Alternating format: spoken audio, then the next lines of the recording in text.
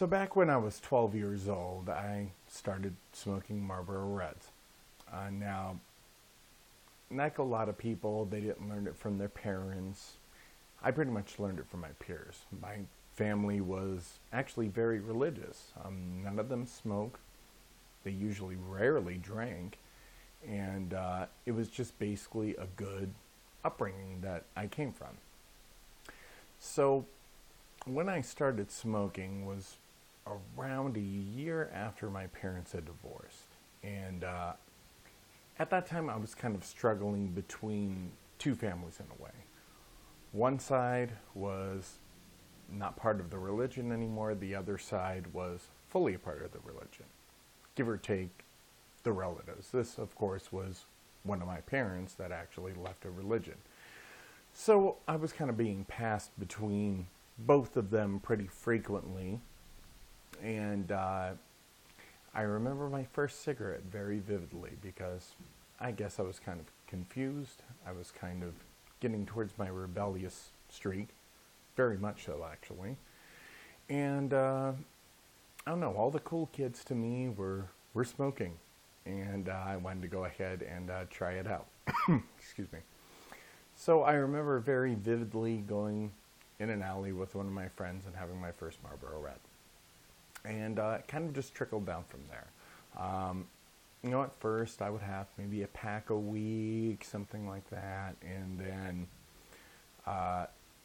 come age 15, age 16, age 17, it was one pack a day. And then getting closer to my 20s, and especially right in my early 30s, I was getting to more like a pack and a half, 2 packs a day. Now, when I actually quit smoking, and be advised, I've tried a lot of things. I tried cold turkey when I was 19. That worked for about 9 months. I tried again when I was 28.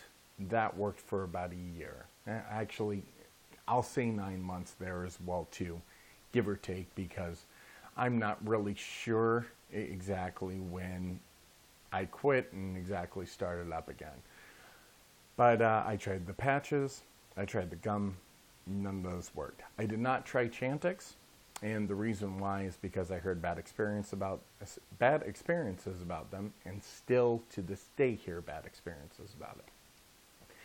So right around age 32 was when I actually came to a realization. I was actually sitting outside on my patio, smoking, as I usually did. And I just realized, you know what? I've tried so many times. It's never worked. I'm going to end up dying from this. It's just going to happen. Now, be advised that when I thought this as well too, I had conquered a lot of things within a pretty short period of time.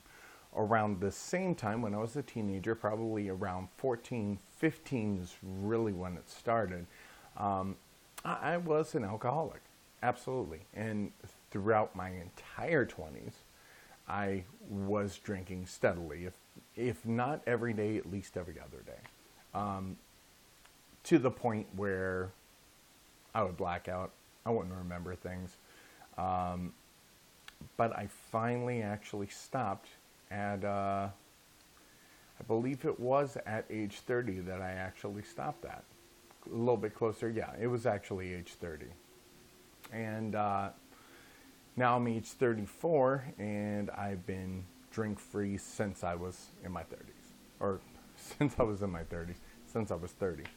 But cigarettes was the only thing that I could not get off of. It was impossible for me. And I kept thinking of the excuse as well. Okay, this is my only crutch left. This is it. This is it. This isn't so bad compared to the stuff that I used to do. But when I came to that realization that I was going to die because of this, it got me thinking. And it got me depressed. And I remember it was Christmas Day, and me and the family actually stopped over at Walmart. And I remember having my cigarette there, not thinking that I was going to stop anytime soon. And all of a sudden I noticed a display case with an electronic cigarette called Enjoy in it. Yeah, I know, not the best electronic cigarette, but I have to credit it for being the first one that actually got me off of cigarettes. So I took one out, started using it in the car, and I'm like, there's something here. The flavor's pretty good. I can deal with this. I don't feel like I need a cigarette all of a sudden. Let's go ahead and try this. So I had my pack of cigarettes with me. Always kept it in my drawer. Always also kept a pack of cigarettes in my motorcycle. And ever since that Enjoy, I never touched them. Never lit one up, never smelled one, never pulled one out. I had them there for a purpose, to see if this would actually work. Knowing that my tobacco is sitting right there in full view where I can access it anytime, I want to see if I can get past that using this. Of course, not this now. And I've had this probably since, my third month into vaping. But then I went ahead and I tried the blue. It was a little bit better. Then I started an Ego battery, and that was a little bit better. Of course, 3 months in, I went ahead and I got a Provari because it worked. It was the only single thing that got me off of cigarettes. Now, there's a lot of controversy about e-cigarettes and what it contains and what it actually does for people, and that it doesn't really make people quit, or that it's trying to attract children. It's some big marketing campaign to basically be a new cigarette. It is not a new cigarette. This is the only thing that kept me off of them.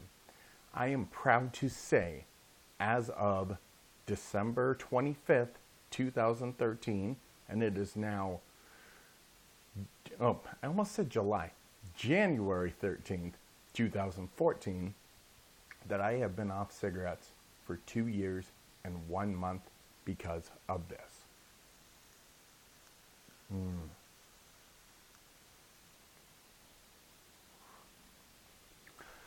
And the studies show every single day that these are much better than cigarettes. Of course, nothing is a fail-safe. Nothing is. Of course, there is people that may have allergies to liquids. There may be people that this just doesn't work for. Everybody's different. But the fact is that there's millions of people that are using these right now that can testify like I can testify. This is a much safer alternative. You will live longer using these. And that every day in all the research that's coming out is more and more a fact.